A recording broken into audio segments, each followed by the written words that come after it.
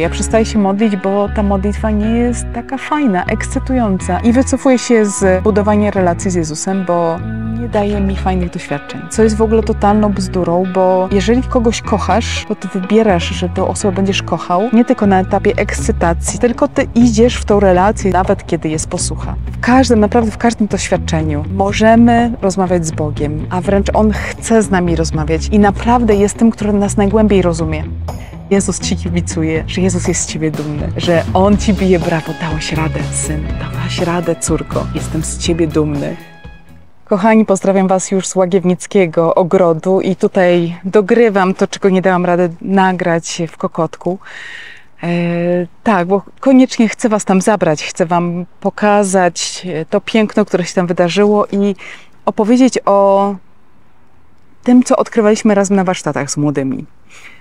Warsztaty, które tam prowadziłam razem z moimi siostrami, Anną Marią i Tobianą, były zatytułowane Jak budować bliską relację z Jezusem. I tak naprawdę wszyscy, którzy w nich uczestniczyli, jakoś tą relację już mieli, a nade wszystko było w nich jakieś chce.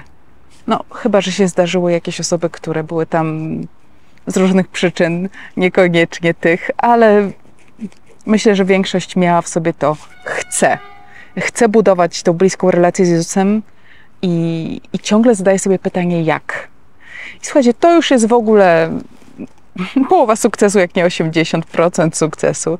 Jeżeli ty chcesz budować relację z Jezusem, jeżeli ty wybierasz kierunek Bóg, to już wszystko się będzie układało, po prostu. Jeżeli będziesz trwał w tym kierunku, w wybraniu tego kierunku Bóg, to On będzie dawał ci sposoby poznawania Jego i sposoby zbliżania się do Niego i one będą przychodziły z różnych stron. Nie? Warsztaty jest taki szczególny czas, że się na tym skupiamy i nad tym pracujemy jakoś, ale tak, sama przecież tego doświadczyłam w życiu. Ja nigdy nie byłam na warsztatach, jak poznawać Boga, jak budować z Nim relacje. Tylko to się po prostu działo. Bo budowanie relacji z Jezusem się po prostu dzieje, kiedy żyjemy. Panu Bogu chodzi o to, żebyśmy żyli pełnią życia i wtedy się wszystko w tym życiu dzieje. Jeżeli to życie jest jeszcze ukierunkowane na Pana Boga, to same dobre rzeczy się dzieją, co nie znaczy, że łatwe, ale dobre. Się dzieje dużo dobra. Co się działo na tych warsztatach? W skrócie, oczywiście, olbrzymim skrócie, bo warsztaty trwały 4 dni i ja wam teraz chcę dać taką esencję. Więc najpierw powiedzieliśmy sobie o tym, próbowaliśmy zrobić takie różne doświadczenia, ćwiczenia, które pokazałyby nam, gdzie my na tej drodze z Jezusem jesteśmy, na jakim etapie relacji z Jezusem jesteśmy. I żeby te ćwiczenia jakoś nas też postawiły w prawdzie. Jakby dużo stawiałam akcent na tą prawdę, że prawda jest super ważna. My budujemy relację z Jezusem, który jest drogą, prawdą i życiem. I w ogóle budowanie relacji z każdym musi być zbudowane na prawdzie. Ja muszę być prawdziwy przed tym kimś i chcieć poznać tego drugiego w prawdzie, takim jakim on naprawdę jest. I w momencie, kiedy my zaczynamy rozmawiać o relacji, która już jakoś jest, ważne jest sobie postawić pytanie, na jakim etapie jestem, żeby wiedzieć, skąd startuję, skąd będę szedł dalej. No więc to były takie pierwsze ćwiczenia. Później weszliśmy nadal w podkreślaniu tej prawdy, istoty, jak prawda jest ważna w relacji z Jezusem, poszliśmy w takie doświadczenie, w dzienniczku siostry Faustyny są takie bardzo fajne fragmenty rozmowy Boga, miłosiernego Boga z duszami. To tak brzmi z duszami, ale Faustyna generalnie tego języka używa, dusze w dzienniczku. Chodzi o to, że jest tam pięknie pokazane, jak Pan Bóg rozmawia z człowiekiem w każdym doświadczeniu. Że nieważne, jakie jest doświadczenie, w którym teraz jesteś. Czy jesteś teraz w doświadczeniu grzechu? Może wręcz zagłębione w tym grzechu po uszy. Czy jesteś w jakimś doświadczeniu tak trudnym, że powoli tracisz nadzieję? Jesteś w doświadczeniu jakiejś rozpaczy, albo jakiegoś dużego cierpienia, albo albo nie jest taki dobry etap twojej drogi teraz, dobry. Zmagasz się, co prawda, tak, każdy z nas się zmaga, ale gdzieś czujesz, że jesteś na dobrej drodze. Masz kierunek niebo, masz kierunek Pan Bóg. Nie jest łatwo, ale idziesz do przodu. A być może już jesteś naprawdę bardzo blisko. Na każdym z tych etapów Pan Bóg okazuje się tym, który ma bardzo dużo empatii i nas naprawdę rozumie. I chce nas słuchać. Chce, żebyśmy mu opowiadali o tym, jak się czujemy, co przeżywamy, z czym sobie radzimy, z czym sobie nie radzimy. Gdzieś w dzienniczku są też te słowa, kiedy Jezus mówi: rozmawiaj ze mną po prostu jak przyjaciel z przyjacielem. To jest super ważne, żebyśmy gdzieś to mieli głęboko wyryte w sercu. Takiej relacji chce Pan Bóg. Jak bliskich przyjaciół. Rozmawiaj ze mną po prostu, jak przyjaciel z przyjacielem. No właśnie, więc podzieliliśmy się na takie grupki. Każda grupka przygotowywała rozmowę Jezusa z człowiekiem w innym doświadczeniu, w innym stanie duszy. I młodzi potem je przedstawiali, takie dramy zrobili. Byłam bardzo zbudowana tym, jak bardzo ci młodzi potrafili wejść w to doświadczenie człowieka w różnych stanach duszy, doświadczenia życiowego i jak pięknie potrafili to doświadczenie pokazać. Więc tu pokażemy wam trochę scenek też, trochę ujęć z tego, co się tam działo. Jak pięknie to młodzi przedstawiali, jakie intuicje mieli.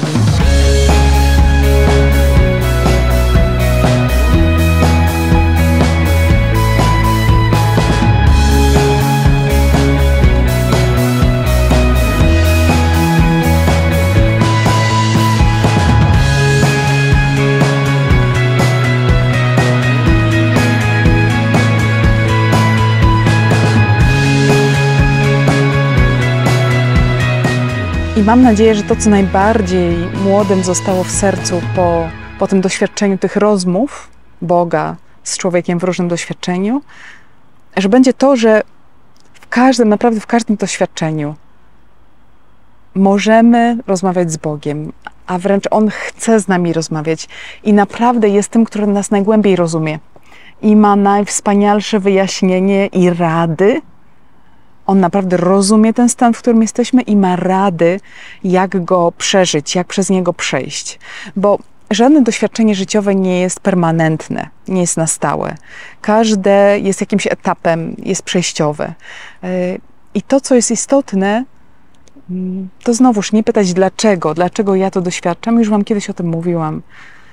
Nie chodzi o to, żeby pytać dlaczego. I wtedy się człowiek tak fiksuje w jakiejś takiej niezgodzie przyjęcia danego doświadczenia. Dlaczego mi się to stało? Dlaczego ja przez to muszę przejść? Do niczego to dobrego nie doprowadzi. Ale jak zaczniesz pytać jak przez to przejść, wtedy, no właśnie, przejdziesz przez to. To będzie jakiś etap, będzie droga, a nie miejsce jakiejś fiksacji twojej.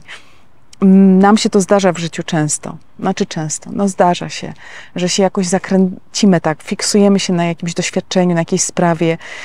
Często, gęsto nieprzebaczenie lub nieprzyjęcie jakiejś sytuacji, jakiegoś doświadczenia, jakiejś relacji, czegoś sprawia, że właśnie się tak fiksujemy, zatrzymujemy się w drodze. Nieprzebaczenie lub nieprzyjęcie danej sytuacji, danego doświadczenia.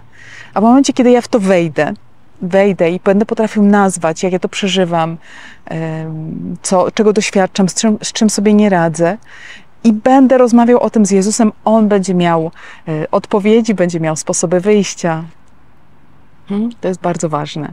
Poczytajcie sobie te rozmowy Boga z duszami. Będziemy to przerabiać w zeszytach miłości pełnych, ale za jakiś dłuższy czas, bo to jest gdzieś pod koniec dzienniczka, a my jesteśmy dopiero na początku. Także jak czujecie pragnienie, już was zachęcam, poczytajcie już. Potem rozmawialiśmy z młodymi, oni w grupkach najpierw między sobą się dzielili, potem dzielili się z całą ekipą warsztatową o tym, co im pomaga w budowaniu relacji z Jezusem, a co im przeszkadza. I spisywaliśmy sobie też to, co pomaga i to, co przeszkadza, w bardzo takim, to jest bardzo praktyczne, żeby sobie ponazywać i potem jest bardzo prosta praktyka życia, żeby w takim razie, jeżeli ja chcę mieć tą bliską relację z Jezusem, no to te rzeczy, które mi przeszkadzają, po prostu muszę ograniczyć. Albo zupełnie obciąć, wykluczyć, nie? I jeżeli się da od razu odciąć i wykluczyć, super, a jeżeli ograniczyć, no to niektóre rzeczy nie są zupełnie do obcięcia, nie da się, ale no przynajmniej będę ograniczał albo będę bardzo czujny w tych obszarach życia, nie? Jeżeli ja wiem, że one są jakąś przeszkodą do budowania relacji z Jezusem. A te inne, które mi pomagają, będę w nie inwestował, będę je pomnażał, będę spędzał więcej czasu w tych kwestiach. I mam tu ze sobą trochę notatek właśnie tego, co młodzi się dzielili. Wokół obrazu Jezusa Miłosiernego przyklejaliśmy takie kartki właśnie o tym, co pomaga, co przeszkadza. Tutaj mam niestety jeszcze resztki takiej taśmy, znaczy nie taśmy, tylko tej takiej, wiecie, takiej masy, którą się przykleja, więc kartki mam poklejone i trawa z warsztatów z pola kokotkowego jest tutaj przyczepiona. Ale trochę wam pokażę z tego, co młodzi zapisywali i mam tutaj takie jakieś ich zbiorowe przemyślenia spisane. Więc zaraz to sobie o tym powiemy. Spójrzmy na kilka tych, które wisiały przy obrazie Jezusa Miłosiernego. Co nam przeszkadza? Zmęczenie. Pewnie, jak jesteśmy zmęczeni, wtedy jest trudniej się modlić, trudniej się skupić na Jezusie, trudniej jest wymagać od siebie. Także tutaj też ważna taka rada życiowa, żeby nie doprowadzać, o ile to jest tylko możliwe, nie doprowadzać do stanów takiego totalnego przemęczenia. Kiedy już nic, tylko leżysz i kwiczysz. No nie masz siły na nic. I na pewno nie zostawiać modlitwy na koniec, właśnie wtedy, kiedy już wszystko inne zrobisz, będziesz tak zmęczony, że no właśnie, to nie będzie pomagało w budowaniu relacji z Jezusem, bo już nie będziesz miał siły na nic. Tak samo, wiecie, z tym takim jakimś głupim naszym myśleniem, że nam się wydaje, że tą relację z Jezusem, modlitwę, budowanie tej relacji, interesowanie się Panem Bogiem możemy odłożyć na później. A jak będę na emeryturze, to zainwestuję w to. Raz, że w ogóle nie wiesz, czy będziesz na emeryturze, czy dożyjesz tego czasu, a dwa, możesz być wtedy naprawdę zmęczonym człowiekiem, chorym człowiekiem i nie będziesz miał siły na to, żeby budować tę relację, żeby poznawać Pana Boga, żeby się wysilać. Tutaj jakieś auto jeździ z ogłoszeniami. Trudno. O, mamy zakłócenia w nagraniu. Trudno, idziemy dalej, bo teraz mam czas na nagranie. Tak, zmęczenie przeszkadza. O, to było ciekawe. Umniejszanie sobie. Umniejszanie sobie też przeszkadza w budowaniu relacji z Jezusem. Jeżeli ja chodzę właśnie w takim stanie fałszywej pokory lub no po prostu takiego niedoceniania siebie, jakoś zaprzeczam w ogóle darowi, którym jestem, no to też jest utrudnieniem na drodze budowania relacji z Jezusem, bo ja po prostu żyję w kłamstwie, nie? Jak nie żyję w prawdzie o sobie, a ta prawda też jest dobra. To nie jest tak, że ja tylko jestem grzesznikiem i tylko jestem słaby i tylko sobie nie radzę i coś nawalam. Jest też we mnie dużo dobra i piękna. Jestem stworzony na obraz i podobieństwo Boże. Więc jeżeli ja sobie umniejszam, no to wprowadzam siebie w jakiś obszar takiej nieprawdy i gdzieś się w nim fiksuję pewnie.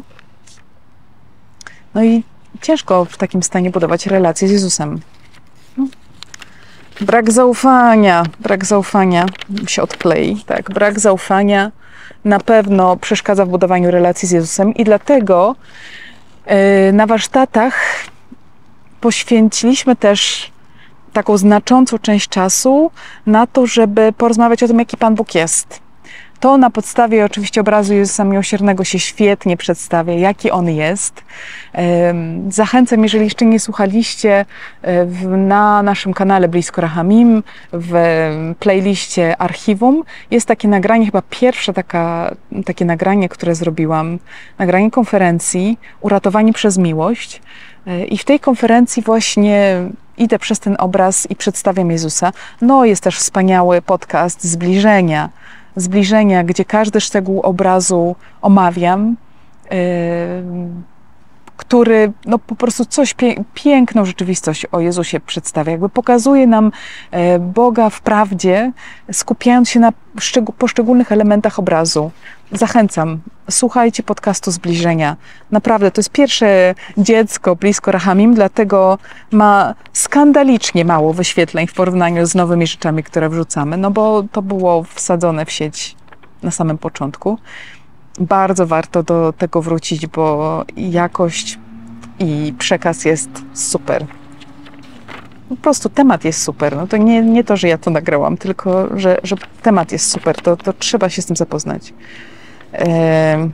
No dobrze, teraz idziemy, co pomaga. Co pomaga w budowaniu relacji z Jezusem. Na przykład uwielbienie. Odlatują mi kartki. Będę ich szukać za chwilę. Uwielbienie. Uwielbienie pomaga. Tak, zobaczcie. Modlitwa Ojcze Nasz zaczyna się od uwielbienia. Ojcze Nasz, któryś jest w niebie, święć się imię Twoje, przyjdź królestwo Twoje, bądź wola Twoja. To jest uwielbienie.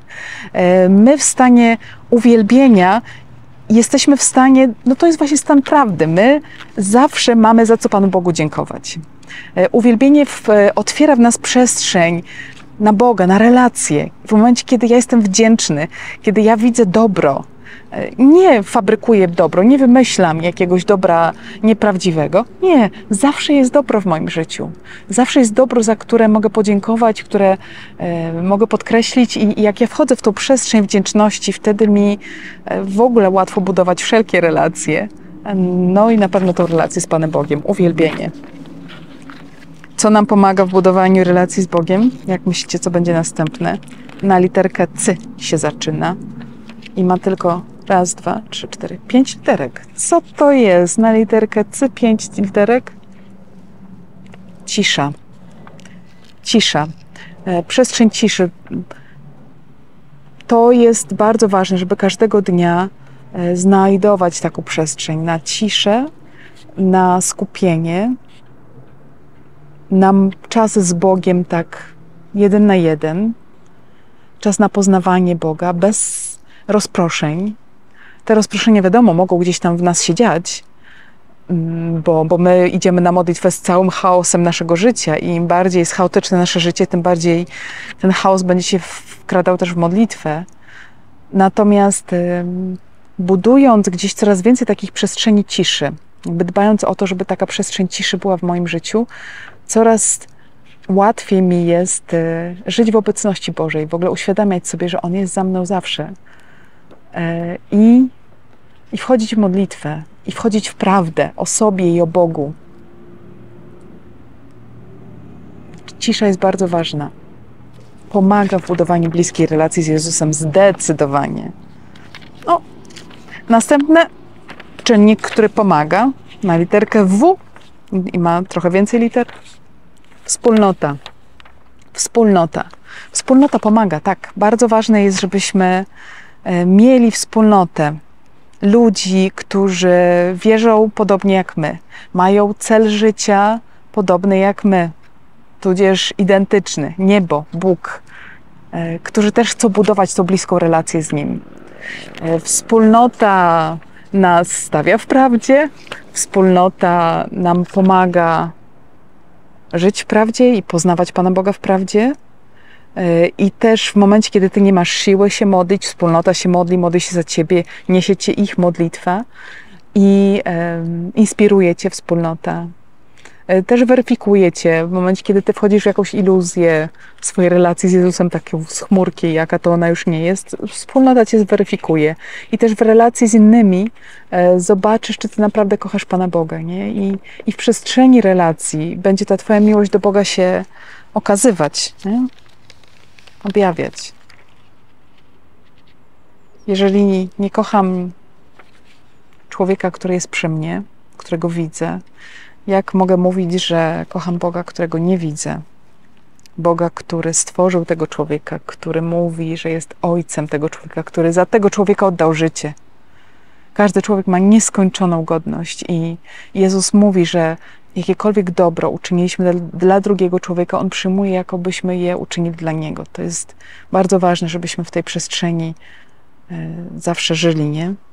Ten drugi człowiek czy łatwy, czy trudny dla mnie, czy będący jakimś wyzwaniem, czy tylko miodem na moje rany, on zawsze jest jakimś darem od Boga. Darem w relacji, z którym miałam się czegoś nauczyć.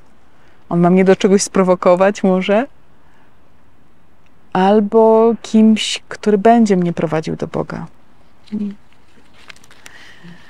Moglibyśmy tak długo, bo zobaczcie, tych kartek jest dużo, ale dobrze, to się pojawia jako ostatnie, więc to weźmy sobie jako ostatnie. Brak uniesień na modlitwie.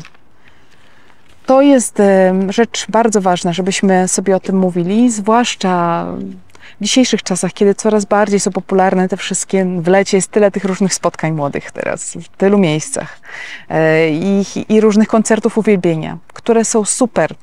Ale w momencie, kiedy my się skupiamy na tym, że musi być super, że muszą być fajne odczucia, że modlitwa musi mnie karmić, musi być takim fajnym doświadczeniem. I nagle się okazuje, że ja nie mam uniesień na modlitwie, że nie mam jakichś fajnych emocji, że nie mam fajnych stanów, doświadczeń, no to ja się z modlitwy wycofuję. Ja przestaję się modlić, bo ta modlitwa nie jest taka fajna, ekscytująca, emocjonująca. I wycofuję się z budowania relacji z Jezusem, bo nie daje mi fajnych doświadczeń. Co jest w ogóle totalną bzdurą, bo jeżeli kogoś kochasz, to ty wybierasz, że tę osobę będziesz kochał, nie tylko na etapie ekscytacji, tego zakochania pierwszego, kiedy się dzieją różne fajerwerki, tylko ty idziesz w tą relację z Jezusem, nawet kiedy jest posłucha. Ty idziesz w relację ze swoją żoną, mężem i nie wycofujesz się z niej, nawet kiedy przestaje cię ona już ekscytować. Nie, ta miłość schodzi wtedy na głębszy poziom. Także ważne jest, żebyśmy schodzili na głębszy poziom, także w relacji z Jezusem, więc kiedy przychodzi taki czas, nie wiem, suchości na modlitwie, jakiegoś cierpienia, trudności, zmagań, to jest bardzo ważny etap budowania relacji z Jezusem, więc absolutnie się nie można wycofywać. Wtedy najczęściej nawet trzeba się więcej modlić, nawet jeżeli to będzie minuta więcej, żeby właśnie przejść przez to trudne i żeby ta miłość się oczyszczała, żeby też jakoś dawać Jezusowi wyraz tego, że słuchaj, ja Cię kocham nie dla doświadczeń fajnych, ja Cię kocham nie dlatego, żeby mieć jakieś profity z tej relacji z Tobą, żeby mieć fajne emocje, ale ja wybieram Ciebie, ja wybieram kierunek Jezus, dlatego, że Ty jesteś moją miłością, dlatego, że Ciebie wybieram, bez względu na to, czy ja będę miał z tego profity, czy nie. Ciebie wybieram. Tak, takie dzieło też powstało w czasie warsztatów. Jeden z naszych młodych uczestników sam z siebie, chyba w tym dniu, kiedy omawialiśmy obraz Jezusa Miłosiernego, tak, po prostu chwycił jedną z kart, taki flamastry, które mieliśmy, wcale nie do rysowania, ale tutaj proszę, twórczy duch się uruchomił i Michał pięknie namalował Jezusa Miłosiernego. Kochani, powiem Wam, że tak, jestem tymi warsztatami bardzo zbudowana. Bardzo zbudowana. Wszystkich młodych, którzy w nich uczestniczyli, noszę głęboko w sercu. Pozdrawiam Was, kochani, jeśli oglądacie tego vloga. Bardzo, bardzo serdecznie Was pozdrawiam. Mam nadzieję, że się jeszcze kiedyś spotkamy. Pozdrawiam wszystkich, którzy byli w Kokotku i z którymi miałam możliwość też może się tam spotkać.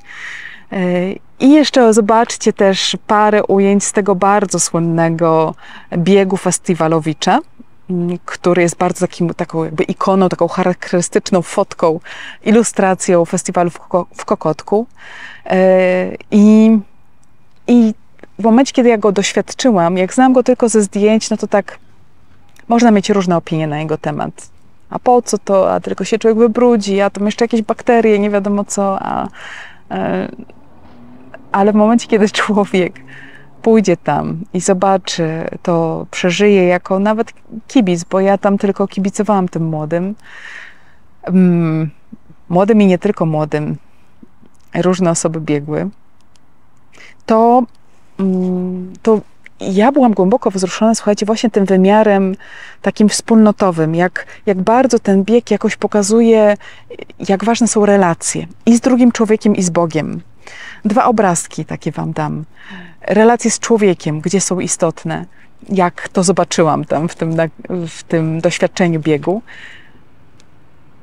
w momencie, kiedy jest ciężko i ten drugi człowiek ci pomoże i ten drugi człowiek będzie ci kibicował, będzie cię dopingował. I wszystko nabiera sensu, kiedy jest ten drugi człowiek, który jakoś ci towarzyszy w tym twoim biegu przez życie. Tam jest etap taki w tym biegu błota. To jest jeden z trudniejszych etapów. Naprawdę to błoto jest głębokie. I wielu uczestników mówiło o tym, że musieli sobie nawzajem pomagać, że na tym etapie nie jeden musiał stanąć, zwolnić tempa, zatrzymać się przy drugim i go wyciągać z tego błota. Jaki to jest piękny obraz, głęboko duchowy. Na końcu drogi, albo w ogóle może przez całą drogę, trzeba było kogoś podtrzymywać, biec z nim, pomagać mu. Na końcu drogi, jak oni dobiegali, jak cała wspólnota się cieszyła, jak wszyscy byli ucieszeni tym, że im się udało.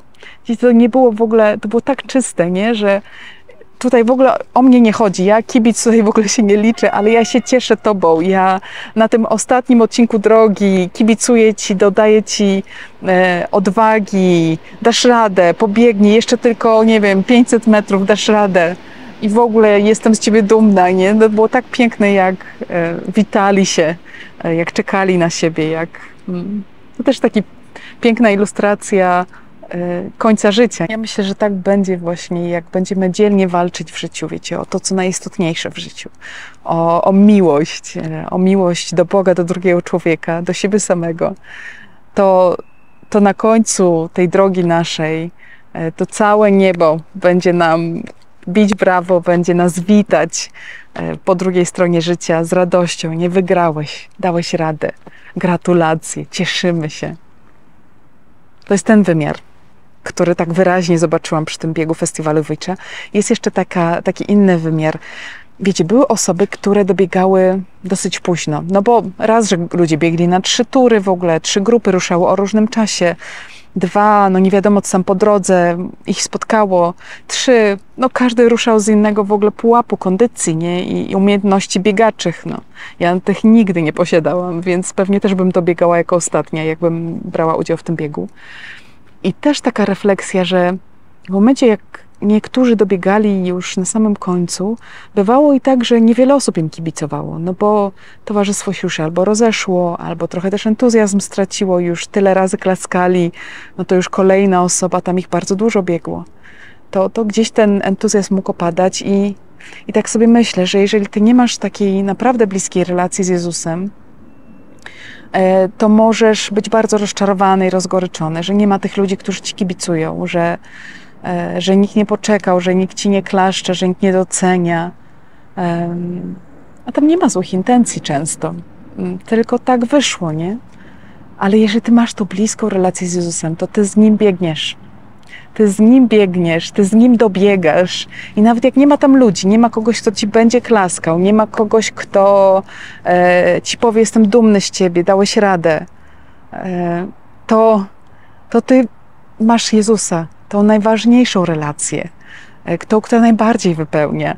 I doświadczysz tego, że Jezus ci kibicuje, że Jezus jest z ciebie dumny, że On ci bije brawo, dałeś radę, synu, dałaś radę, córko, jestem z ciebie dumny. No, naprawdę. Naprawdę. Ach, dobrze. Tyle. To miało być krótko i wyszło jak zwykle. Mam nadzieję, że ten vlog jakoś wam pomoże. Ucieszy was jakoś, będzie jakąś inspiracją, będzie jakąś wskazówką i będzie jakimś też dopingiem takim, żeby biec dalej, żeby się nie poddawać, nawet jak jest ciężko. Biegniemy dalej.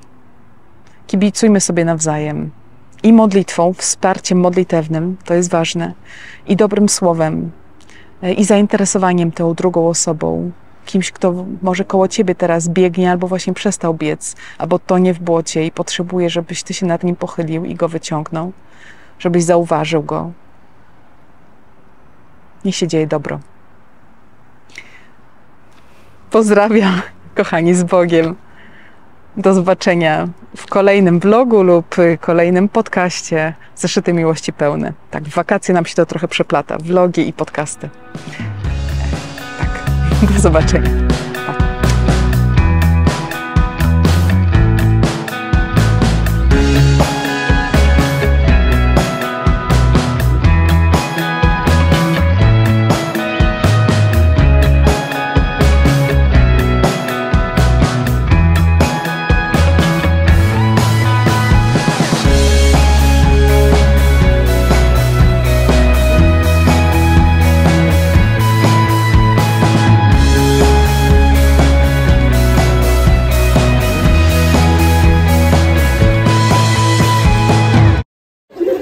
się dzieje, jeszcze siostra Gaudia przychodzi, uwaga. I teraz wszyscy mówimy Jezu, ufam Tobie. I tak mocno się ściskamy. I puszczamy. Wszyscy przeżyli? Tak. Asia w środku żyje? Żyje, super.